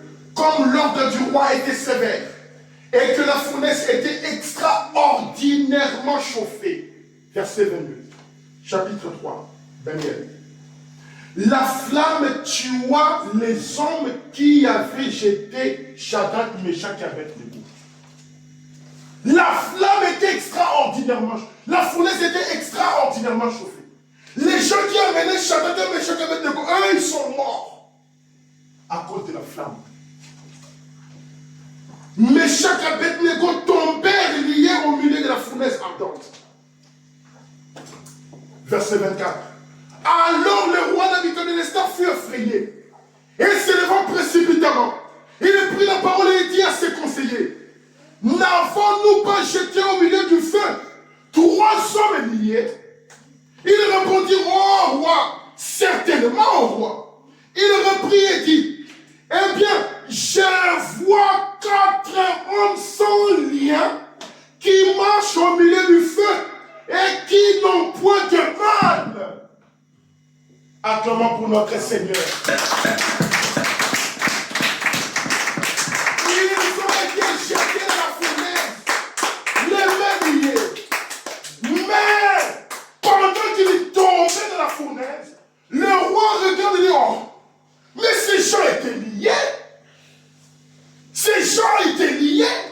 Mais je suis en train de voir, non pas 3, mais je commence à les voir 4 là-dedans. Oh, mais les 4 est bien loin. Et en plus, ils sont là dans le feu en train de s'amuser. Ils n'ont pas de mal. Parce que vous savez quoi? Notre Dieu, il est le Dieu d'un feu dévorant. Il est le Dieu tout-puissant. Il est le feu dévorant. Si vous croyez en lui, il va neutraliser tous les petits démons. Amen. Il va les brûler tous. Parce qu'il est le Dieu réel. Et maintenant, regardez le roi dit, eh bien, je vois. Écoutez maintenant, écoutez. Donc, je veux que tu me mettes le verset 25. Est-ce que tu es là? Daniel 3, verset 25. Et nous allons lire. Nous allons lire pour voir quelque chose d'aussi merveilleux. Lisons un peu le verset 25. Tous ensemble. Il reprit et dit, eh bien, je vois 4 hommes sans lien qui marchent au milieu du feu et qui n'ont point de mal. Et la figure du 4e ressemble à celle d'un fils de Dieu. Amen. Amen. Le 4e, il ressemble à un fils de Dieu.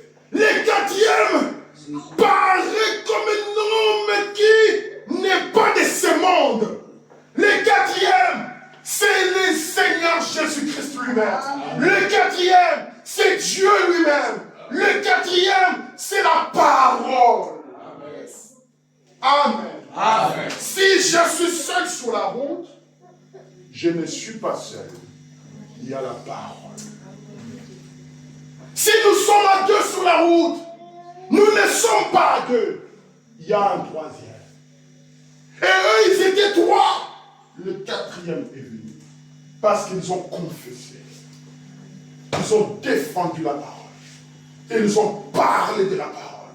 Au milieu de tout le peuple de Babylone. Au milieu du roi de Babylone. Au milieu de la puissance de Babylone. Ces 3 hommes n'ont pas renié la parole. Et maintenant, regardez. Et la figure du 4e ressemble à celle d'un fils de Dieu. Ensuite, Nabuchodonosor s'approchait de l'entrée de la fournaise ardente.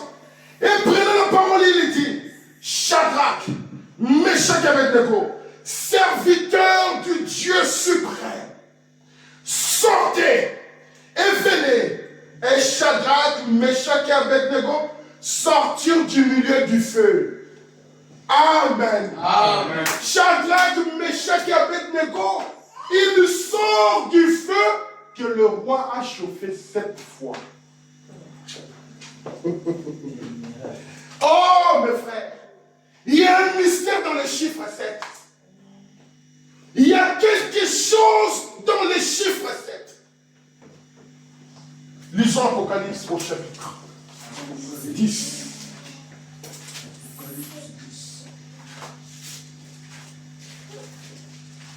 Nous sommes dans quelque chose de réel.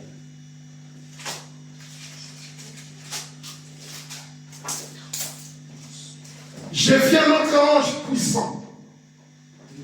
Un ange puissant qui descendait du ciel enveloppé d'une nuée au-dessus de sa tête.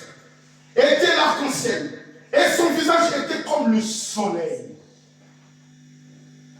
Vous savez comment le soleil est? Ça brûle. Et son visage était comme le soleil. Et ses pieds comme des colonnes de feu. Et il tenait dans sa main un petit livre ouvert. Il posa son pied droit sur la mer et son pied gauche sur la terre. Et il criait d'une voix forte comme rugit un lion. Quand il cria, les 7 tonnerres firent entendre leur voix. Quand les 7 tonnerres eurent fait entendre leur voix, j'allais écrire, mais j'ai entendu du ciel une voix qui disait, celle, c'est qu'on dit les 7 tonnerres, et ne l'écrit pas.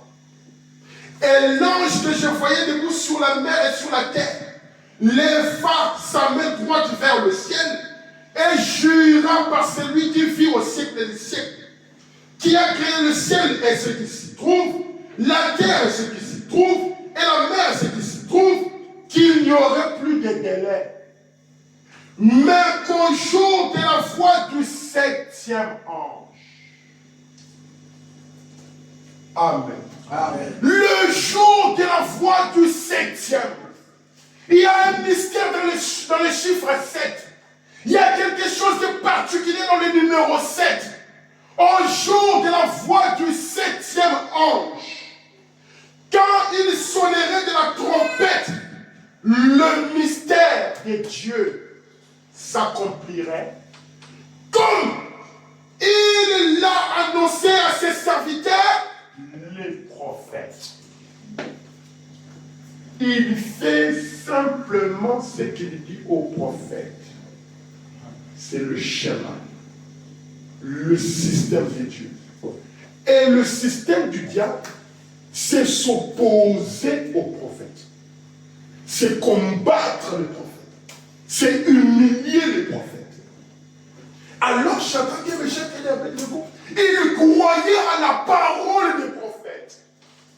Moïse a dit, vous n'adorerez pas un autre Dieu devant ma face. Exode chapitre 20. Mais ici, les rois Nabuchodonosor, ils cherchaient à ce qu'ils adorent notre Dieu. Et voilà pourquoi ils ont dit, nous n'adorerons pas ton Dieu. Et maintenant, il va dire, serviteur du Dieu très haut. Il va reconnaître que Shadrach et Meshach et Abednego, ils n'étaient pas juste serviteurs, comme tous les autres serviteurs. Ils n'étaient pas juste comme des hommes, comme tous les autres hommes. Mais ils étaient des serviteurs du Dieu très haut. Lui-même, il va le confesser. Il va dire Shadrach, Meshach, serviteur du Dieu très haut, suprême. Sortez et venez. Et Shadrach et Meshach et Abednego sortirent. Les satrapes et les intendants, les gouverneurs et les conseillers du roi s'assemblèrent. Ils virent que le feu n'avait eu aucun pouvoir sur leur corps, sur le corps de ces hommes, que leurs cheveux n'avaient pas été brûlés, que leurs caleçons n'étaient pas endommagés, et que l'odeur du feu ne les avait pas atteints. Nabuchodonosor prit la parole et dit, lisons ça tous ensemble, verset 28. Nabuchodonosor prit la parole et dit, béni soit le Dieu de Shadrach, de Meshach et d'Abednego, lequel a envoyé son ange et délivré ses serviteurs qui ont eu confiance en lui et qui ont violé l'ordre du roi. Oh mes frères, est-ce que nous pouvons lire ces choses ensemble? Est-ce que vous êtes avec moi? Amen. Disons ça et puis nous allons terminer. Béni soit le Dieu de Shadrach et Meshach et Abednego, lequel a envoyé son ange et délivré ses serviteurs, qui ont eu confiance en lui et qui ont violé l'ordre du roi et livré leur corps plutôt que de servir et d'adorer aucun autre Dieu que leur Dieu. Acclamons pour le Seigneur.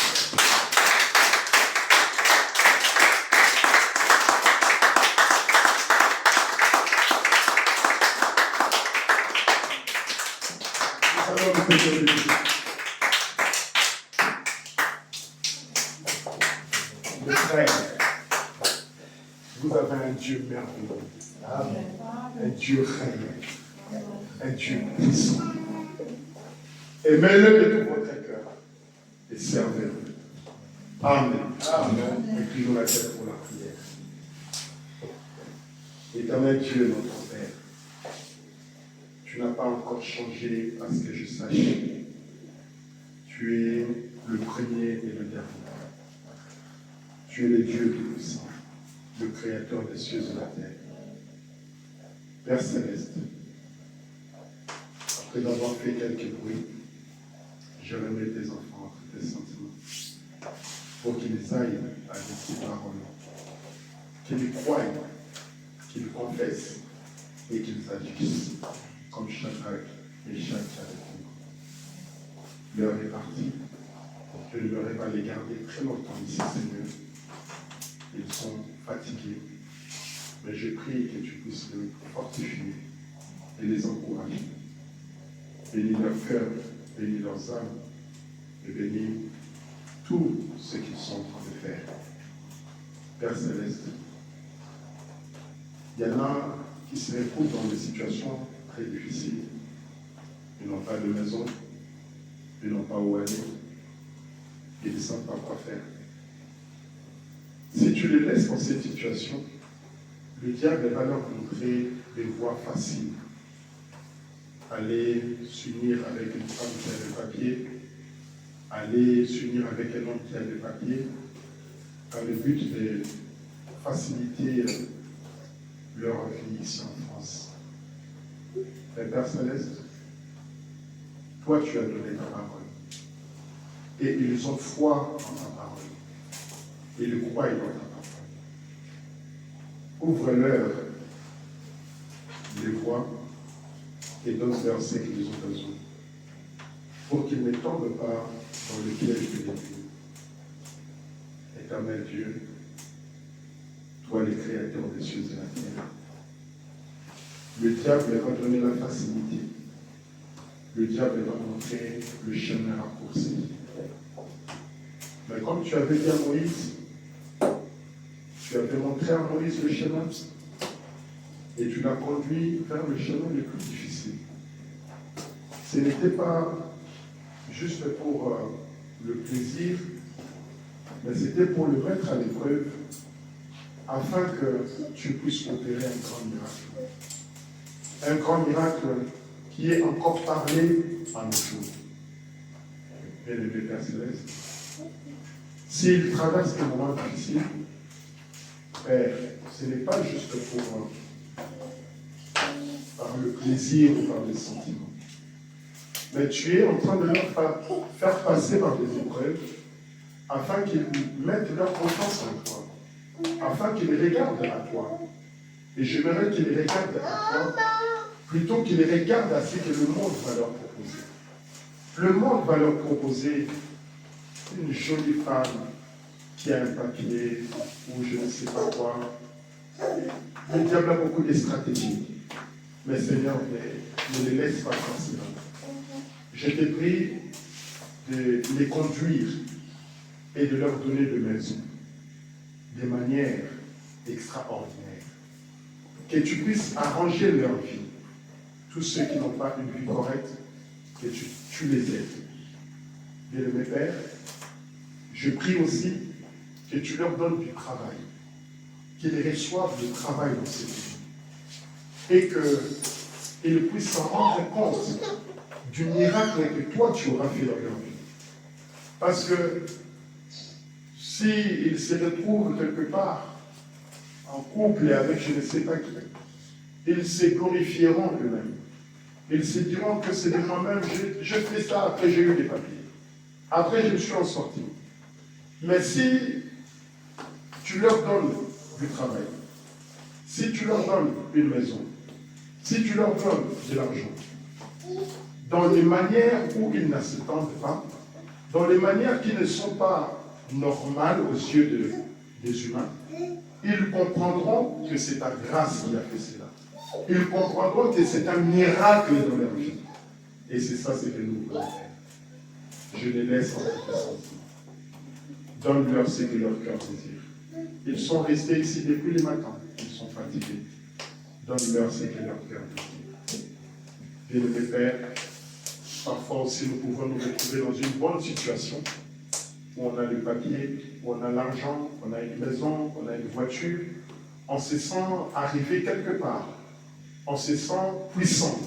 on se sent autonome ou libre. On s'est dit que bon, je n'ai peut-être pas besoin de Dieu. Je n'ai peut-être pas besoin d'aller à l'église. Mais Père Céleste, parle dans leur cœur et montre-leur qu'après cette vie, il y a une autre vie. Et si on n'arrive pas à voir Jésus-Christ sur la terre ici, si on n'arrive pas à vivre pour toi, à témoigner pour toi, à confesser ton nom, à vivre pour toi sur cette terre, que cela ne nous étonne pas lorsque nous allons nous retrouver comme le jeune homme riche en enfer, en train de crier, Père Abraham, envoie Lazare sur la terre, qu'il aille parler à mes frères. Qu'il n'en soit pas ici pour mes frères et mes sœurs qui sont ici présents, Seigneur. La parole de Dieu ou la vie chrétienne est une vie de sacrifice.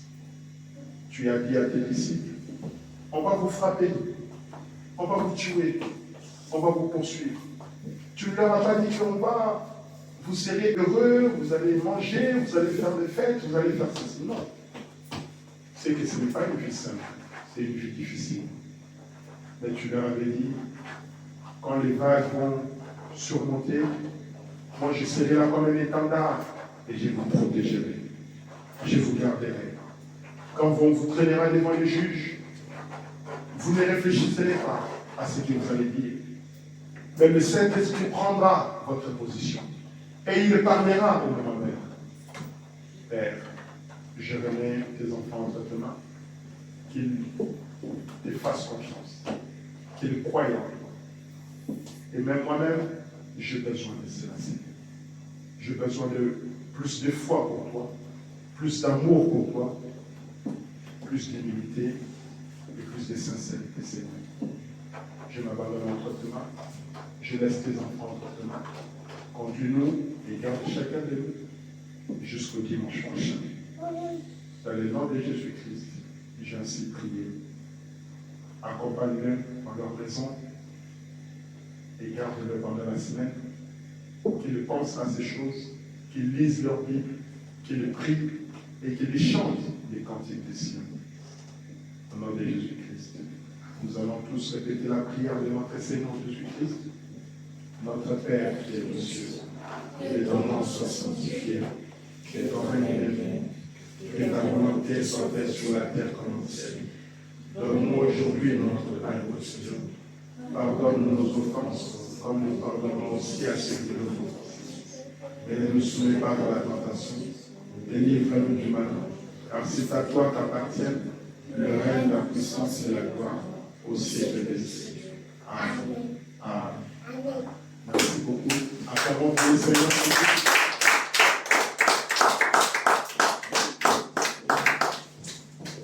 Merci beaucoup. Vous pouvez bonsoir. Je remercie le frère Pablo qui a contribué pour le loyer de l'église. Il m'a donné 10 euros. Le frère Pedro, je te remercie pour ta contribution aussi, 10 euros. Pour tout ce que vous faites, je voudrais vous dire un grand merci. Je connais tous les sacrifices que vous êtes faits. Je connais cela.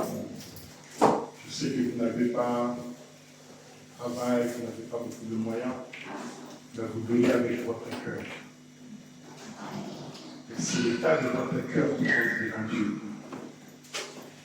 Hier, j'ai encore eu l'appel du bailleur qui vraiment était remonté contre moi. Il me dit, mais vraiment, il faut qu'on trouve une solution. Vous me devez beaucoup d'argent. Alors, je suis allé hier chez le pasteur pour lui dire que nous sommes vraiment en difficulté. Je lui ai dit, tu sais, faire la route de Avranches à Cherbourg, ça me fait 1h40. Et je dois aider les amis avec un peu de carburant, je dois aider les amis avec le ticket de train. C'est très très lourd. Et ça commence vraiment à peser sur moi. très très dur. Je lui ai même dit, est-ce qu'il n'y a pas possibilité qu'on puisse changer un peu, mettre l'église par là-bas. Il m'a dit, il faut persévérer. Il faut continuer. Parfois, vous ne comprendrez pas cela, mais c'est difficile. Dites-vous, est-ce que sinon j'étais à la place, est-ce que j'allais le faire? Et c'est quand même bizarre de voir que on fait tous ces trajets-là dans cette ville, mais on n'a que maman Clémentine qui vient à l'église. Alors je me dis, bon, toutes les nourritures, on va faire Saint-Lô là-bas. Comme ça, on va commencer à payer le ticket à maman Clémentine. Il y a Kayomoko. Parce qu'on dirait que les gens de Cherbourg ne comprennent pas ce qui se passe. Vous savez, si vous êtes un homme riche et que vous donnez beaucoup d'argent à votre enfant, beaucoup de jouets, pardon, je vais dire à votre enfant, il va commencer à prendre ça un peu à la légère, n'est-ce pas?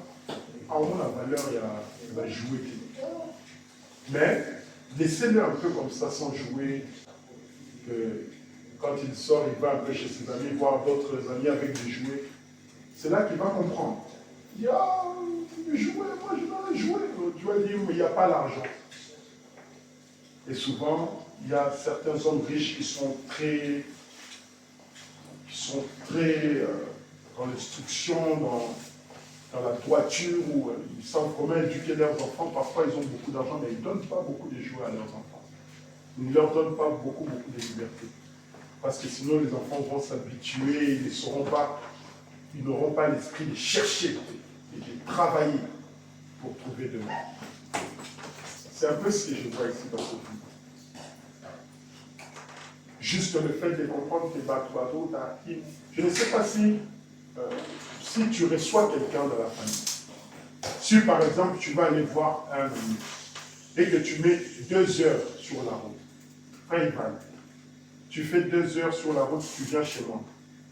Et moi je te dis, bon frère Ivan, regarde la santé, hein. Comment tu vas te sentir?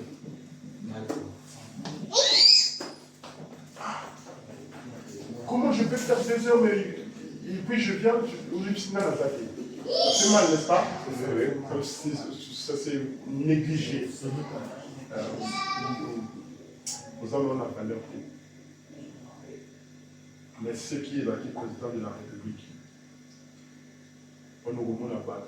Bien sûr, il y a qui jeune fille, aux autres que nous chéris, nous avons ça la même à petit pari pour nous que nous parlons. N'est-ce pas? Oui. C'est ça l'amour. C'est ça l'intérêt. Comprendre un peu les choses. C'est ça. Les gens négligent. Les gens ne comprennent pas. Ils sont comme qui on a comme ah, on dit, on est comme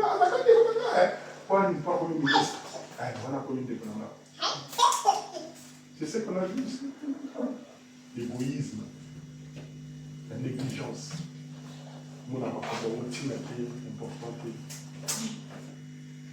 C'est difficile. Bon. Nous, en tant que les hommes, nous pouvons faire simplement ce que nous pouvons.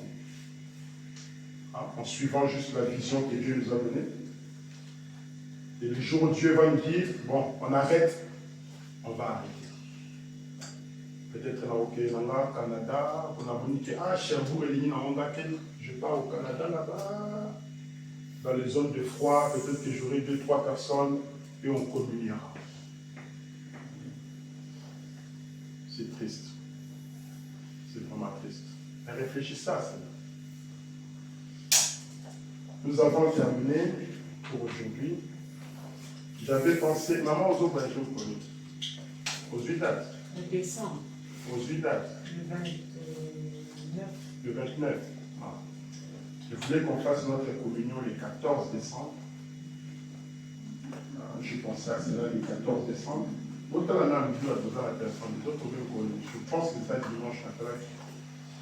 Ça, il va, regarde un peu.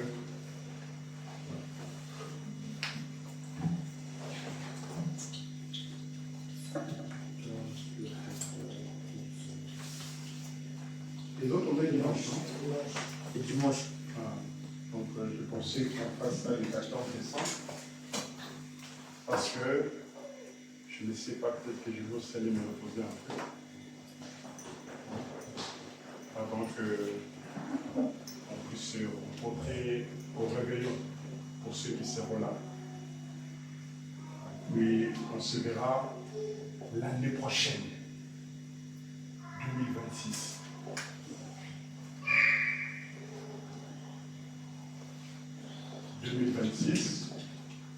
Il faut avoir des ambitions. Il faut dire à Dieu que Seigneur, cette année 2026, je voudrais que tu puisses m'accorder le baptême du Saint-Esprit. La chose la plus importante de votre vie. Le baptême du Saint-Esprit. Demandez cela. C'est vrai. Comme on dit, sur Nzambe Ozana, nyonso. Soki na pesi yo kaka mbongo. Ozana nyonso. Soki na pesi yo Nzambe Ozana nyonso. La chose la plus importante. Merci. Nous allons prier pour les paniers des offrandes. Éternel Dieu, notre Père, je prie pour ce panier d'offrandes, tes enfants qui ont ramené quelque chose dans ta maison, que tu puisses les bénir au centuple, Seigneur. Ils nous ont donné et ils nous donnent de tout leur cœur. Ils donnent en fonction de ce que toi, tu as mis dans leurs mains. Puisque ton œuvre a besoin de plus de ressources pour payer les loyers, l'électricité et toutes ces choses. Seigneur, nous prions que toi tu descendes et que tu les bénisses afin qu'ils puissent donner pour toi, Seigneur. Tu ne peux passer que par des hommes. C'est pour cela que nous tirons des bénédictions de toi pour que cette œuvre puisse continuer. Merci, Seigneur. Rentre avec nous. Au nom de Jésus-Christ. Amen. Amen. Je vous aime. Que Dieu vous bénisse. Amen. Saluez-vous, les frères et sœurs, saluez-vous. Dites que Dieu te bénisse. L'heure est partie. Nous allons